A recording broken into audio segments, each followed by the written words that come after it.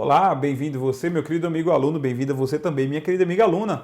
Vamos dar prosseguimento ao módulo de planilhas eletrônicas, Excel e Calc, no curso completo de informática para concursos públicos aqui no YouTube, gratuito, tendo replicado lá no Eu Vou Passar, sendo replicado também lá no beabyte.com.br.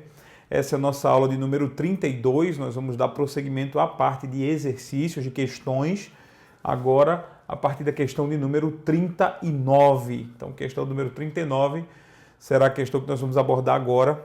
Tirar a minha tela aqui, tirar o background. A figura a seguir deve ser considerada para responder as questões 39 e 40, certo? Então, que eu tenho aí uma planilhazinha e essa planilha diz o seguinte, né? Para o cálculo do valor total constante na linha 6, é correto executar o comando igual autossoma E2, dois pontos, E5. Então, ele está perguntando sobre este cálculo aqui, que está na linha 6. E para que esse cálculo totalize, né, seja a soma de todas as células aqui presentes, a função não é autossoma, a gente usa a função soma. Se simplesmente fosse escrito assim, igual soma de E2 até E5, envolvendo todas essas células, isso aqui estaria correto, mas a questão está errada, porque o nome dela não é autossoma, ok? Prosseguindo aqui, essa foi fácil, né? Prosseguindo aqui, nós temos o seguinte. Para o cálculo do valor, questão 40, para o cálculo do valor do total do serviço constante na linha 2, é correto executar o comando C2 vezes D2. Então, ele está perguntando o seguinte, essa fórmula deve ser colocada aqui, certo? Bom, para obter esse resultado aqui, já que esse é o valor total, nós temos na nossa planilha, o pior é que, desculpem, eu fiz besteira porque eu não rolei a tela o suficiente. Aqui, pronto. Vamos ver se a gente consegue ver agora, tá? Corta aqui. Então, o comando, aí eu vou ter que dá licença, pessoal, rapidinho. Ok. Então, o comando é esse aqui, a fórmula é essa aqui, né? Deve ser executar, não é executar o comando, digitar a fórmula na célula C2, né? Na célula E2. Para o cálculo do valor do serviço, esse aqui, o valor total do serviço, está aqui. Constante na linha 2, é correto executar o comando igual C2 vezes D2. Quer dizer, a fórmula que eu tenho que escrever aqui é igual o valor unitário do metro cúbico, né, vezes a quantidade de metros cúbicos que eu estou contratando. Portanto, igual C2 vezes D2. Está correto, certo? Então, aqui a nossa questão 40, ela está certa, tá? O texto que ele resolveu usar não é muito bom não, certo? Não é muito bonito, não é muito... não está correto. O comando igual C2 vezes D2, não. Na célula E2 eu tenho que digitar igual C2 vezes D2. Isso é uma fórmula, isso é uma expressão aritmética, não é um comando, né? A questão não está errada não. E olha que foi o CESP e o UNB. Espanta-me ter sido o CESP e o UNB, porque eles normalmente escrevem as questões bem, certo? Bom, a questão do número 41, essa questão aqui é um tanto difícil. Eu não vou dizer difícil. Ela é um tanto rara de você perceber ou entender como sendo uma questão que pode cair em todas as provas, porque ela, na verdade, trabalha com juros simples. Então, o cálculo, para fazer a questão 41, é preciso entender um pouco de juros simples. Eu vou tentar ser rápido na explicação para a gente poder ver qual é a resposta que seria dada para isso aqui, certo? Então, mas antes da gente falar sobre a questão 41 mesmo, sobre juros simples, e aproveitando os juros simples, eu queria lembrar você sobre o sobb.com.br. O sobb.com.br é um site preparatório com cursos para o Banco do Brasil, focado nas provas do Banco do Brasil. Então você vai encontrar lá não só um curso completo de resoluções de questão da SESGRAN-Rio, de revisão da teoria por meio de resolução de questões da SESGRAN-Rio, como você vai ver um curso de redação focado na SESGRAN-Rio, você vai ver um curso de inglês focado na SESGRAN-Rio e um curso de conhecimentos bancários teórico para todos os bancos, para Banco do Brasil, Caixa Econômica, Banco do Nordeste, onde houver perguntas sobre Conhecimentos Bancários vai ter um curso focado lá. Então, você quer estudar para o Banco do Brasil, está vindo aí um edital, provavelmente agora em maio ou junho, está vindo aí a proposta de um edital novo para estados que não foram contemplados na prova de março de 2015. E aí no sobb.com.br você vai ter cursos preparatórios para o Banco do Brasil e outras entidades bancárias, ok? É só um lembrete, já que a gente vai falar de juros simples agora. E se você já é bancário ou conhece alguém que já é bancário, existe um site próprio para treinamento de provas de certificação bancária, que são as provas de certificação da Ambima, CPA 10 e CPA 20. O nome do site é www.cpa30.com.br. Cursos preparatórios focados para certificação de área financeira, certificação de área bancária. Se você já trabalha com área bancária, já trabalha com área financeira, você quer obter o certificado CPA 10 Ambima, quer obter o certificado CPA 20 da Ambima, você estuda pelo cpa30.com.br, tem preços promocionais lá esperando por você, ok? Bom, esses foram os lembretes. Vamos agora para a nossa questão. A linha 2 mostra uma dívida de R$ 1.000 na célula B2. Então, aqui na célula B2 foi o capital que o cara pegou emprestado, certo? Com um credor A. E que deve ser paga em 2 meses, tá aqui, 2 meses, com uma taxa de juros de 8% ao mês. 8% ao mês é no gogó, bicho, é na jugular. Pensa numa taxa de juros absurda, certo? O montante, que é o cálculo que a gente quer fazer, é o total a ser pago. O total a ser pago, ok? Então, não que 8% de juros, logo a gente chega nisso. Hein? Já tem, né, produto aí com 8% de juros ao mês, botando para lascar. Né? Nem sei, eu acho que sim, já tem, já cheque especial, essas coisas já tem chegando nisso. Bom, o que importa é pelo regime de juros simples. A fórmula correta que deve ser digitada na célula E2 para calcular o montante a ser pago é... Bom, juros simples, o que é que a gente vai fazer? Eu vou digitar aqui rapidinho. Deixa eu copiar essa tabela aqui, certo? O que ele quer é o que vai aparecer na célula E2. Vamos lá. Me permita aqui. Não era isso que eu queria. Copiar. Pronto. Então, aqui está a nossa tabela. E o que eu quero, na verdade, é juros simples. Ora, veja só, o montante é o que eu quero descobrir, certo? Então, me permita aqui. O montante é o que eu quero descobrir, portanto, é isso aqui que me importa. Bom, o montante sempre vai ser o valor inicial, né, o capital. Eu não sei como fazer a fórmula em linguagem de matemática financeira, que eu nunca estudei matemática financeira, mas é o capital mais o capital vezes o percentual vezes o prazo, certo? Então, é o capital mais o capital vezes o percentual mais o prazo. Então, deixa eu ver assim, ó, R$ 1.000.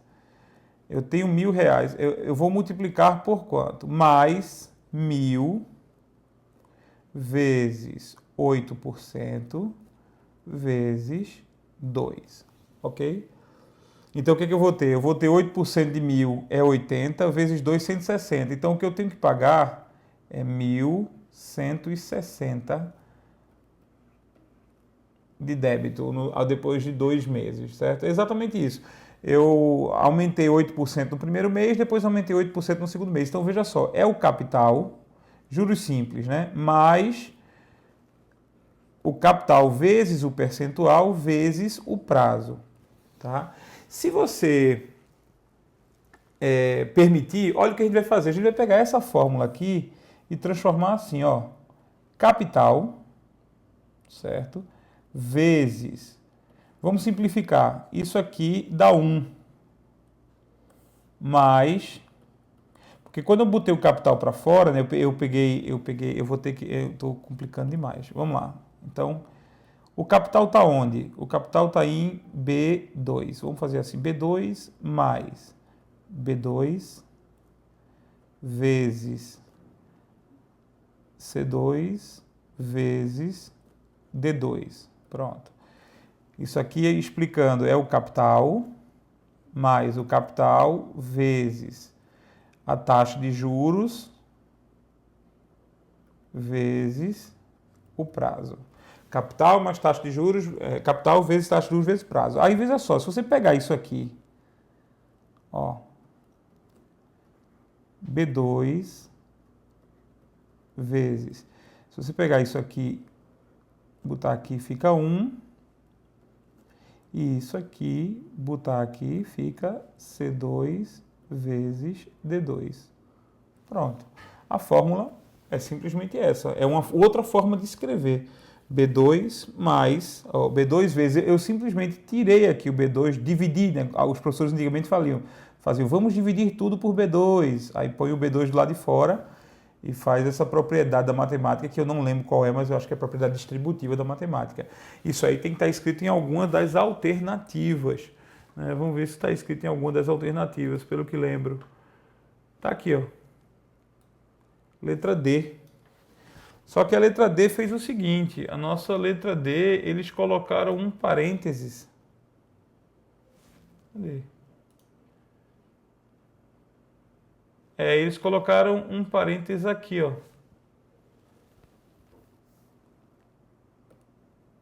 Eles colocaram um parênteses aqui, que não era necessário, mas também não vai fazer diferença.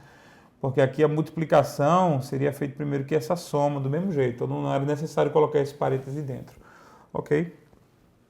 Questãozinha mais para quem conhece taxa de juros ou essas coisas do que de Excel. Isso foi uma questão mais de matemática do que de Excel, sinceramente. Para onde foi? Foi para técnico TJ, técnico judiciário, TRT1. Técnico judiciário, TRT1. Área administrativa.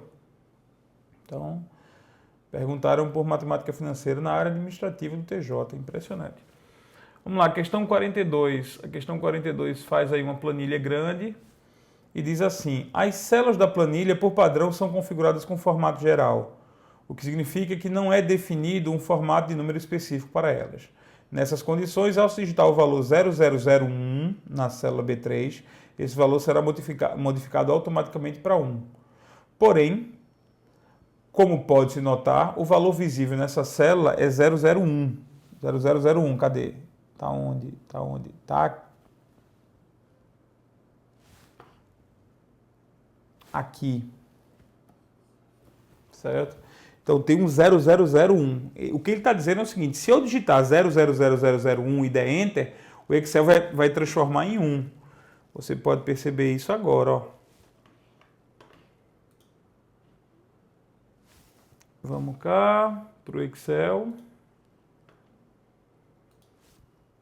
E aí se eu fizer aqui, ó, 000001 e der Enter, ele vai substituir por 1. Então 00002 vai substituir por 2. 00000000003 vai substituir por 3. Por quê? Porque o formato de número geral do Excel faz isso, ele não aceita os zeros antes. João, mas eu quero que isso apareça, eu quero que apareça os zeros antes. Como é que eu faço? Digite um apóstrofo antes. Um apóstrofo, certo? Ou se você quer chamar aspas simples, 1000001. Pronto, e vou dar Enter. Olha aí, apareceu o 0001. Um detalhe é, na hora que você coloca um apóstrofo, perdão, vamos voltar para lá. Ok? O que é que nós temos aqui é o seguinte. Na hora que você escreve isso, certo? Esses três valores são considerados números. Na hora que você escreve um valor com o apóstrofo antes, né? Isso aqui passa a ser considerado um texto. Ok? Então é só isso, mas apareceu do jeito como você queria. Apareceu 00001, que era isso que você queria demonstrar. Certo? Então, para que os zeros à esquerda não desapareçam, foi digitado nessa célula o quê? Lacuna 1. Essa lacuna 1 é só tranquilo, já está aqui pronto. A resposta está aqui, certo? Então a resposta é letra E, mas vamos lá. Note que o título da planilha na célula 1 está centralizado e estendido por 5 colunas. Isso foi conseguido por meio da ferramenta. Ele está falando sobre o que está aqui em cima, ó. Então vamos escrever aqui. Ele está se referindo a isso aqui. Como é que eu consigo colocar o texto, o título da planilha, por exemplo, se estendendo ao longo de 5 colunas, como se essas 5 colunas fossem apenas uma célula? Isso é o uso da ferramenta mesclar e centralizar. Ok? Mesclar e centralizar é a ferramenta que a gente usa para fazer esse tipo de efeito aí em cima, que você já sabe também. Certo? E, finalmente, a fórmula presente na célula E7, que foi arrastada para E8, E9 e E10, de forma que os cálculos foram feitos automaticamente, é... Bom, o que eu tenho aqui é... Eu tenho um determinado preço de compra, eu tenho uma determinada quantidade e aqui eu tenho o total, que é justamente na E7, onde ele manda. Bom, essa aqui provavelmente é igual C7 vezes D7. Provavelmente. Okay? Não posso garantir que é, porque eu não vi ele fazendo, mas a lógica me manda dizer que o total daquela compra ou daquele inventário é o preço vezes a quantidade. Então, a resposta é essa aqui, ok? E aí, aqui ele dá algumas opções de fixação de linhas, né? Por que eu não vou fixar a linha? Porque quando eu fizer o cálculo aqui, eu tenho que apontar para D7 e C7. Quando o cálculo for arrastado para baixo, ele tem que apontar para D8 e C8, certo? Quando o cálculo for novamente arrastado para baixo, ele tem que apontar para C9 e D9. Então, eu não posso fixar nenhuma das referências. Eu crio a primeira fórmula e puxo para baixo com todas as referências relativas para ele poder atualizar normalmente. Certo? Com isso, resposta da questão letra E ou E, se você preferir assim, essa é a resposta. Questão 43, Alexos digitou uma planilha abaixo no Excel 2010. Então tá aí, funcionário, departamento, gerente, salário, vendas. Seu chefe solicitou que ele imprimisse apenas os dados dos funcionários com cargo de auxiliar, que trabalham no departamento financeiro. Alexos adotou os procedimentos necessários e foi impresso o conteúdo abaixo. Pronto, André Ribeiro, Peixoto, Paulo Rogério Naoto, do financeiro, com cargo de auxiliar. Para realizar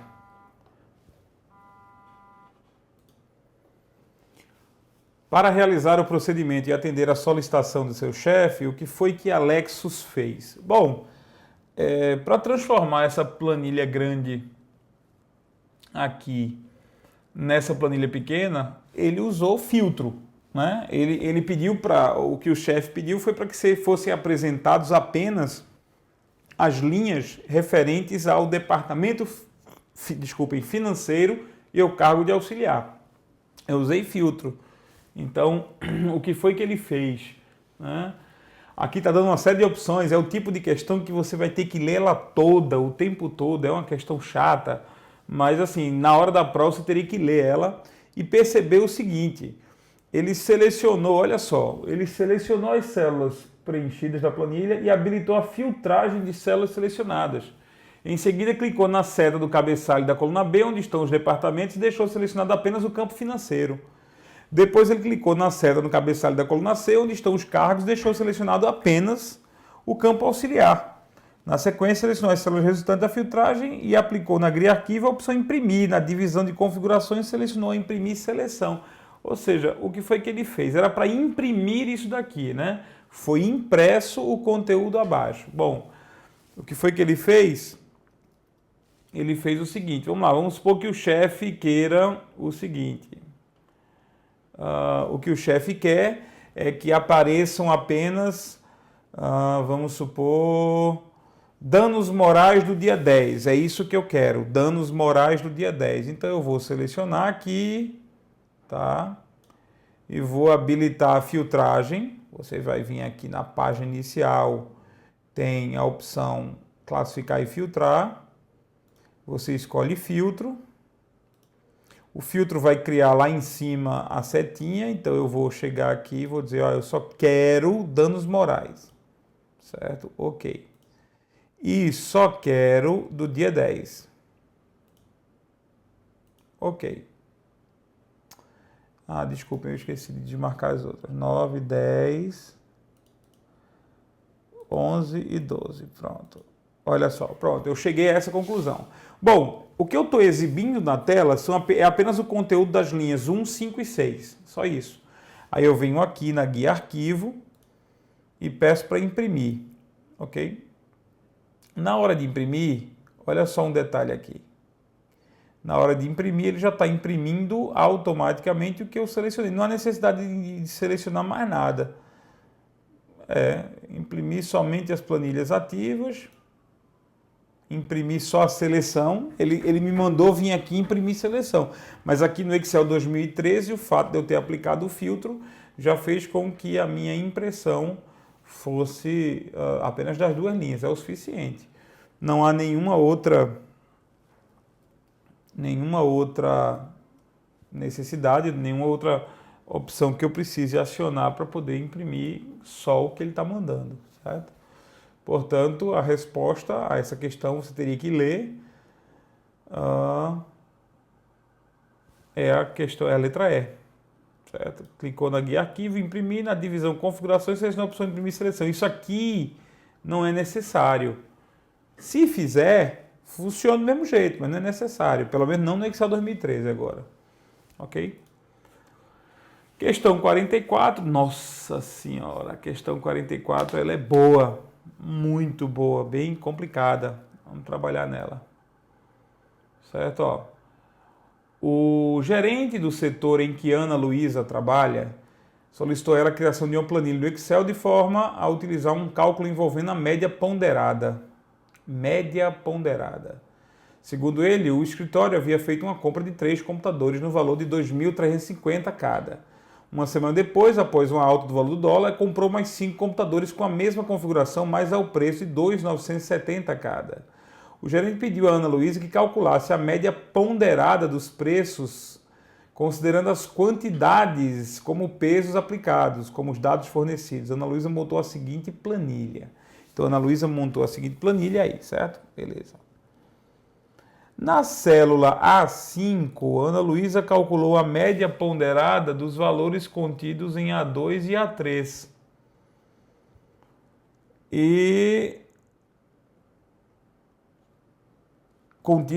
aplicando os pesos contidos nas células B2 e B3, respectivamente. Na célula A5 foram utilizadas as seguintes fórmulas. Bom, não é na célula A5 foram utilizadas as seguintes fórmulas. Na célula A5 podem ter sido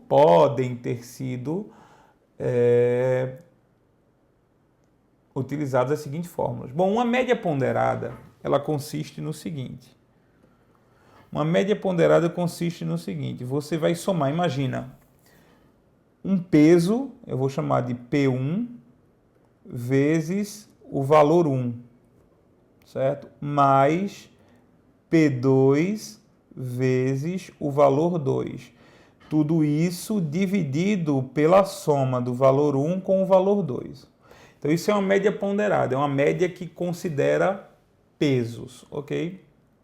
Então, como eu sei que o valor 1 está aqui e o peso 1 está aqui, que a quantidade de computadores indica o peso para tirar a média. Eu comprei 3 computadores no preço X, comprei 5 computadores no preço Y.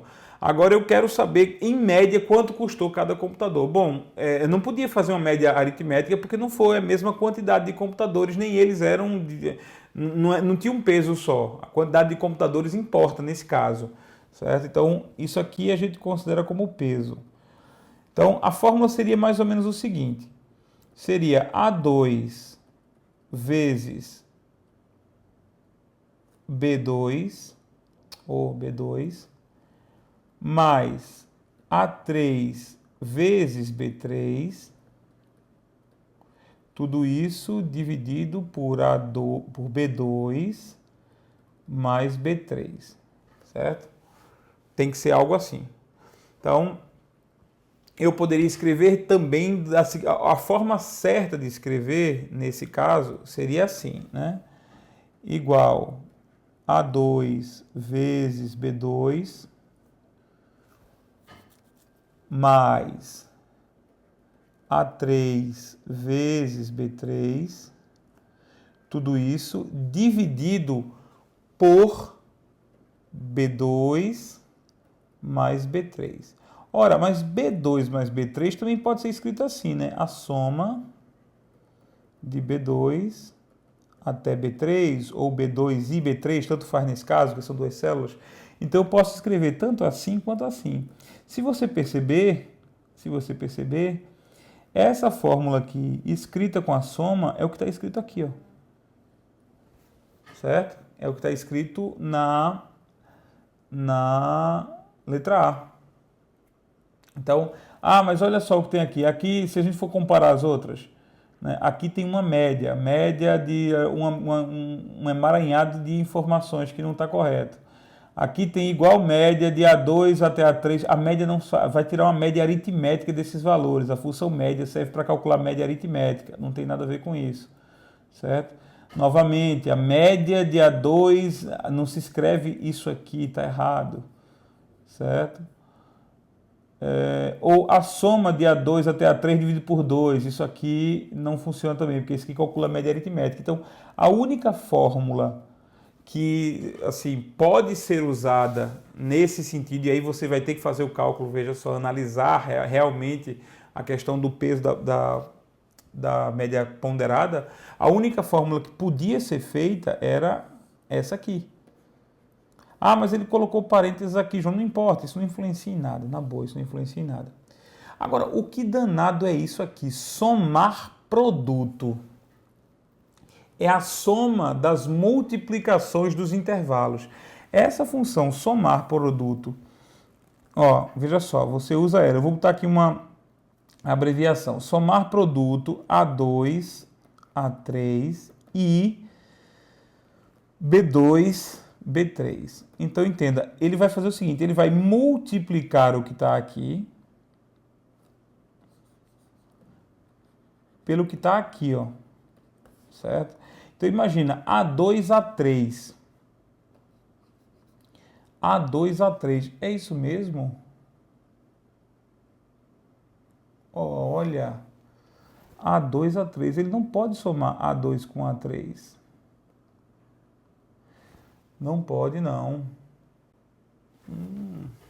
Vou fazer o seguinte, pessoal. Acho que eu já passei do tempo, mas eu vou analisar essa questão direitinho, porque, com certeza, a única resposta de alternativa certa é essa aqui, tá? Mas eu vou analisar direitinho com vocês e a gente responde isso melhor na próxima aula, que eu acho que eu já parti do tempo aqui, ok? Bom, a resposta oficial do gabarito é a letra A, mas a gente não vai deixar de analisar isso, analisar a função somar produto na nossa próxima aula, não se preocupe. E um detalhe, aqui embaixo já está o material novo para vocês, com todas as 152 questões. Já está aqui embaixo dessa aula para vocês, tá? Então é só baixar aí o novo PDF com todas as questões de todo o gabarito, para você acompanhar todas as questões que a gente vai analisar do Excel a partir de agora, tá? Eu agradeço aí tua paciência, agradeço também a tua compreensão com essas falhas que eu estou trazendo para vocês, porque eu estou vendo as questões pela primeira vez. Eu arrumei as questões na listagem, estou vendo pela primeira vez, estou acompanhando com vocês e tentando resolver da mesma forma como vocês resolveriam se fossem fazer na prova, às vezes sem o conhecimento 100% necessário para aquela questão, tá? Então, me perdoe qualquer coisa, a gente se vê na nossa próxima aula, se Deus quiser.